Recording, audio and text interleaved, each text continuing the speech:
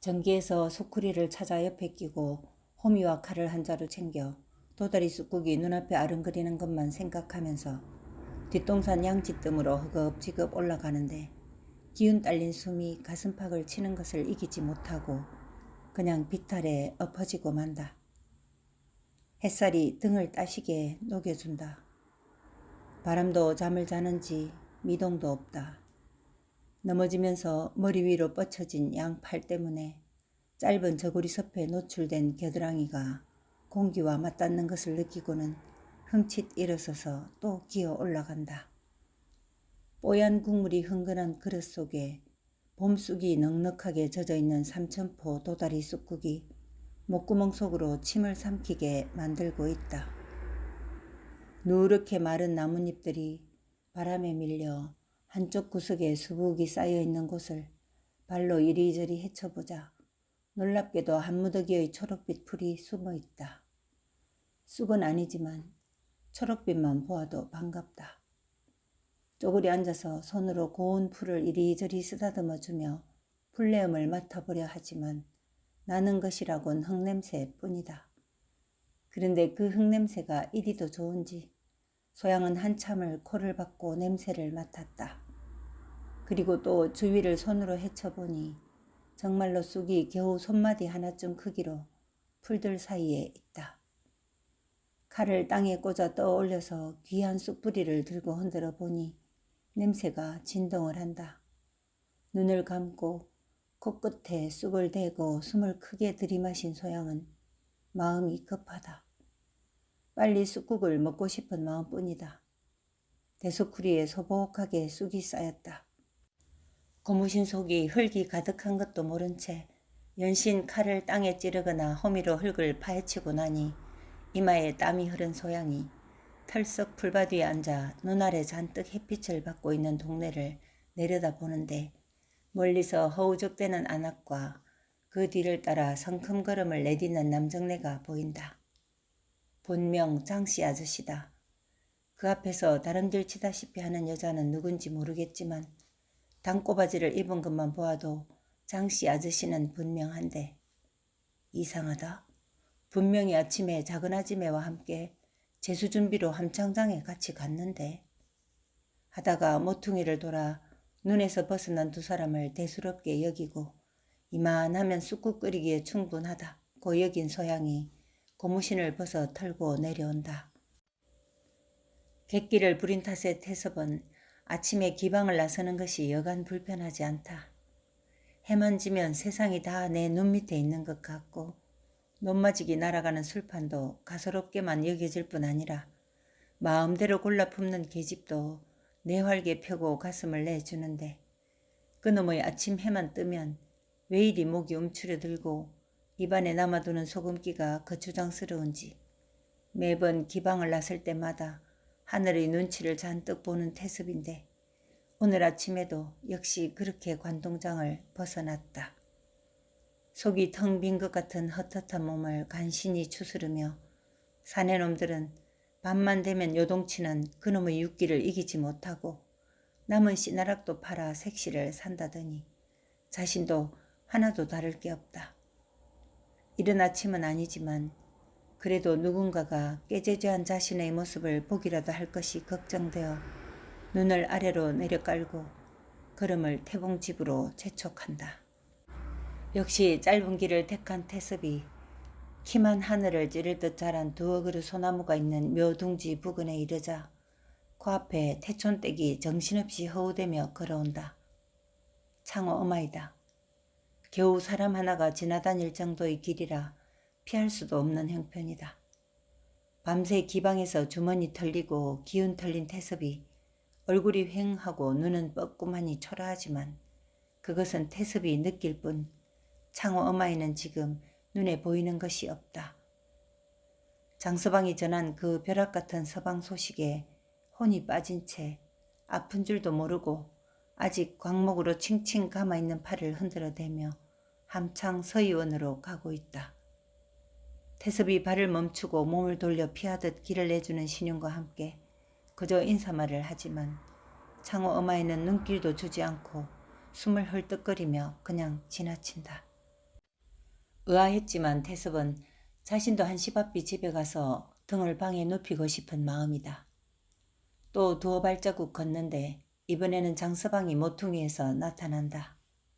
헛기침으로 자세를 고쳐대며 뒷짐을 진 태섭은 장서방 아닌가? 어디가니라고? 라며 장서방을 부른다. 예, 이제 오십니까?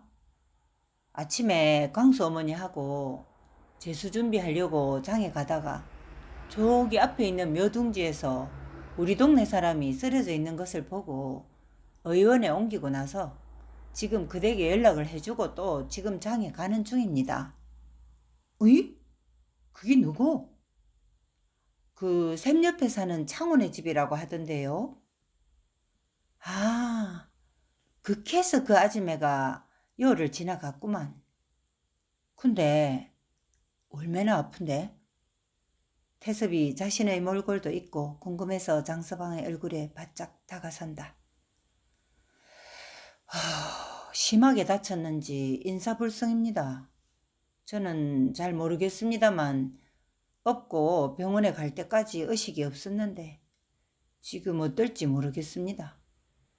장씨는 코앞에 있는 태섭의 모습을 보니 분명 어디서 하룻밤 대기에 당한 꼴이다. 하긴 안방 마누라도 없고 돈은 두둑하니 아직은 젊은 사내놈이 흔히 할 수 있는 오입이라 여긴다. 그래? 무슨 일로? 누가? 저도 경황이 없었는지라 아무것도 모르겠습니다. 누가 그랬는지 왜 그랬는지 장본인이 깨나야 알겠지요. 그럼 가시지요. 저는 광수 어머니가 기다리고 있어서 이만 가야 합니다. 말은 마쳤지만 태섭이 대답할 때까지 발을 떼지 않고 장서방은 그대로 서 있다. 그래요. 그러게. 태섭이 몸을 돌리자 장서방은 뒤도 돌아보지 않고 걷고 태섭은 한참이나 장서방의 등 뒤를 보며 태촌이 형님이 어쩌다 그런 일을 당했는지 궁금해하며 다시 태봉으로 걷는다. 장서방은 묘둥지 앞에서 걸음을 멈추고 비로소 주위를 둘러본다. 도대체 어떻게 사람이 인사불성으로 피를 흘리고 쓰러졌는지 본 사람도 없이 생긴 상황에 자신이 처음 목격자가 된 것이다. 이제야 눈에 띄는 것이 그 창호 아버지라는 사람이 나무 한 짐을 장에 팔러 갔던 모양이었다. 장작이 여기저기 흩어져 있고 지게가 장작 더미에 깔린 채로 나뒹굴고 있다. 지게를 지고 가던 사람한테 무슨 일이 생겼다.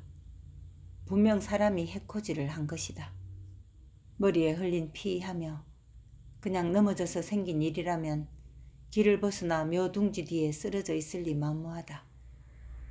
장서방은 창호 아바의 지게를 고이고 흩어져 있는 장작들을 모아 올린 후 끈으로 묶어 놓고서야 걸음을 재촉해 함창장으로 간다. 소양이 소쿠리를 봉당에 놓고 쑥을 다듬는 사이 태섭이 대문을 들어서다가 둘의 눈이 마주쳤다.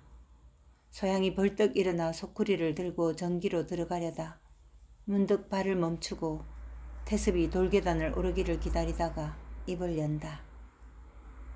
저기에 모기 소리만 하지만 둘밖에 없는 집에 안 들릴 리가 없다. 태섭은 얼굴을 대면하기가 개면쩍어 그냥 대돌 위에 신발을 벗느라 등을 대고 와? 하고 천천히 걷는 방으로 몸을 움직이며 소양의 말을 기다린다. 저것이 내 새끼를 가졌다는 말에 의기충천하여 지난밤에 기방에서 시내림을 축하했다는 묘한 논리에 태섭은 소양을 보기가 어색하다.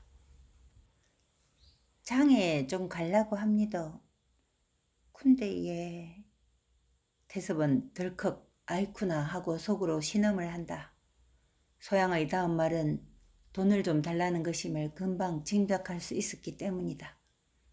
주머니에 지전이 있는 대로 다 뿌렸으니 탈탈 털어도 나올 것은 먼지밖에 없는 처지다.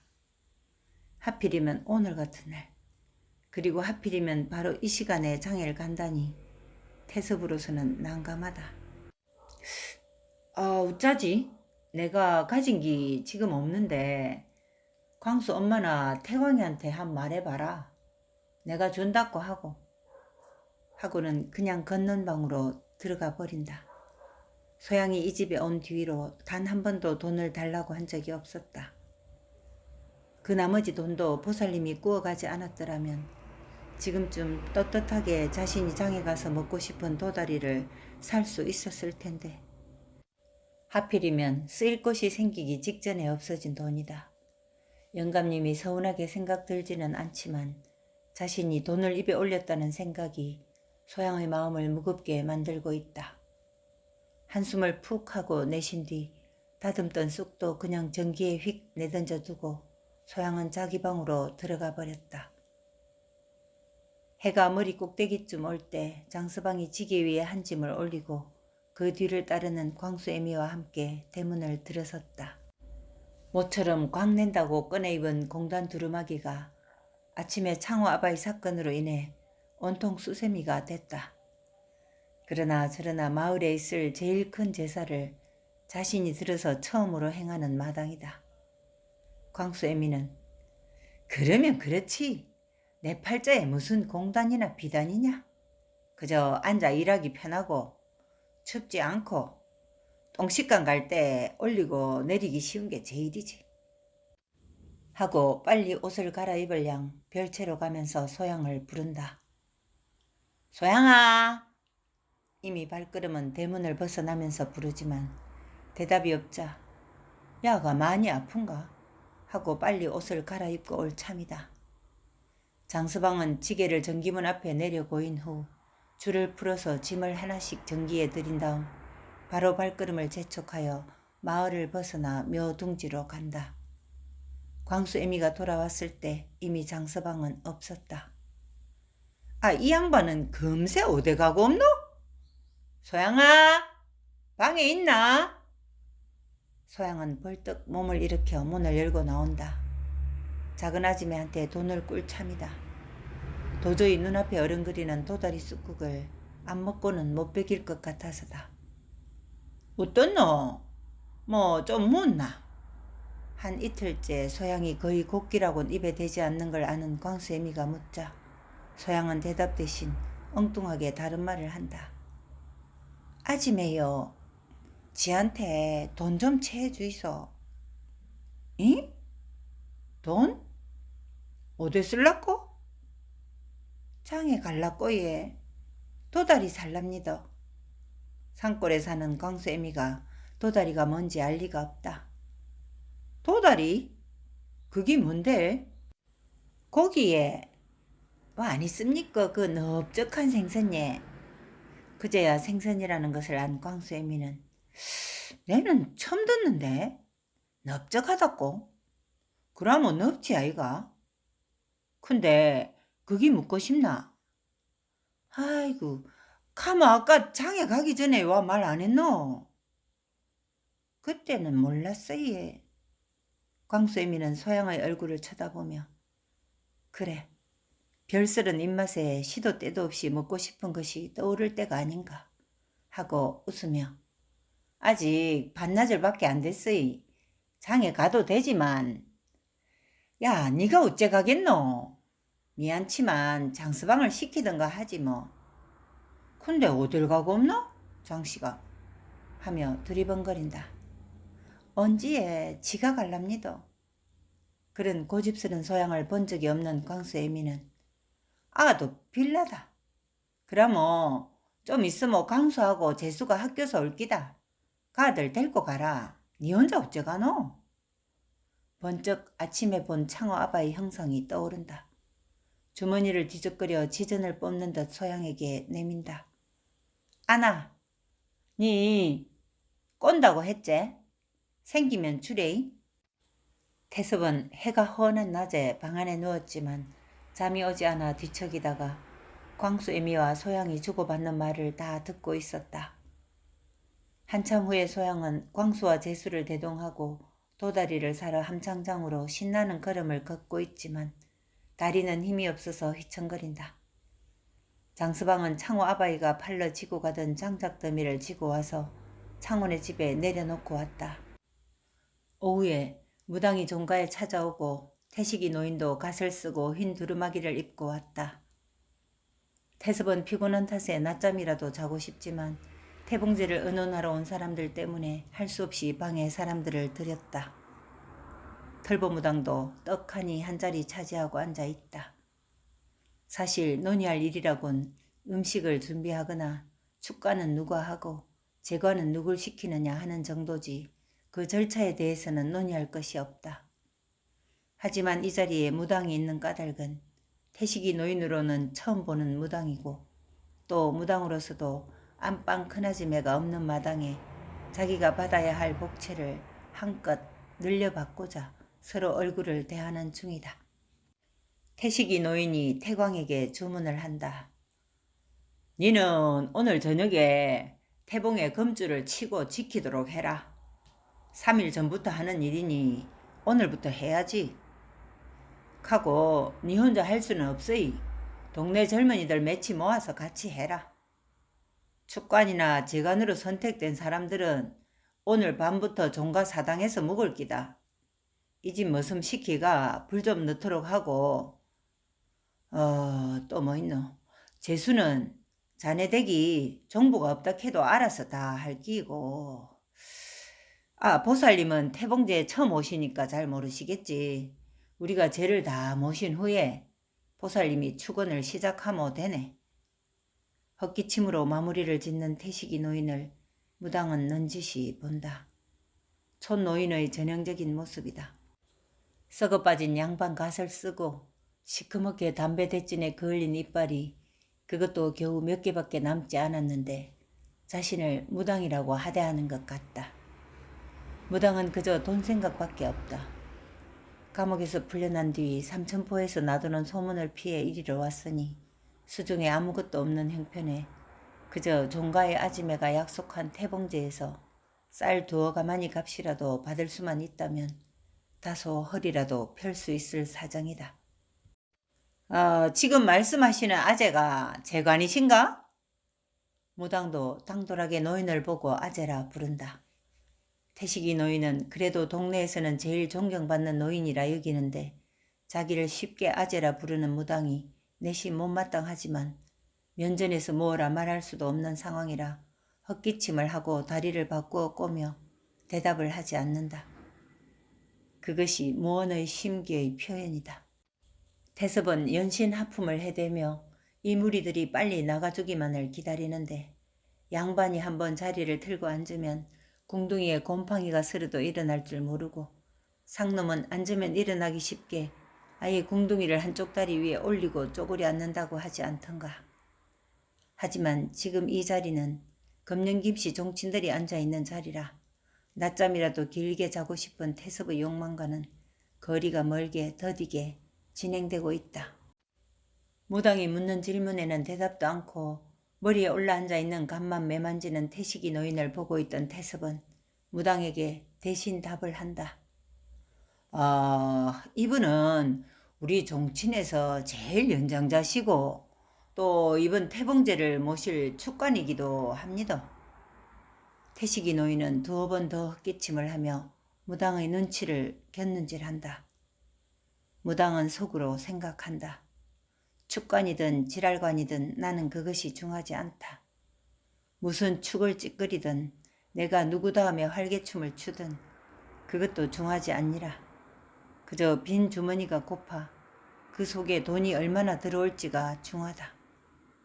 그런 생각을 하지만 하기 힘든 돈 얘기를 어디서부터 풀어낼까 궁리를 하며 또 지금 이 자리에서 못 박아두지 않으면 나중에는 날라버린 꽁털만 손에 잡고 있는 격이 되리라는 내심 급한 생각마저 든다. 이 집 안방 마나님이 지하고 지난해 말에 나눈 말이 있습니다. 딴 게 아니고 신단에 제의식을 드린다고 지보고 꼭 들르라고 한 기 작년 말인데 봄이라 여간 바쁜 게 아닌데도 지가 삼천포서 여거정 왔습니다. 점사를 보는 게 아니고 마을에 제일로 중한 죄를 모시는 거 아닙니까? 캐서 마님이 성의금으로 쌀 2가마를 주신다고 하시는데 지금 그 마님이 요 안 계시서 혹시 아재가 기뜸이라도 들으신나 해서 묻습니다. 뭐든지 맺고 끊는 기 서로 안 좋습니까? 털보무당은 속으로 흡족하게 느낄 만큼 잘 늘어놓았다고 생각하며 좌중의 눈치를 살핀다.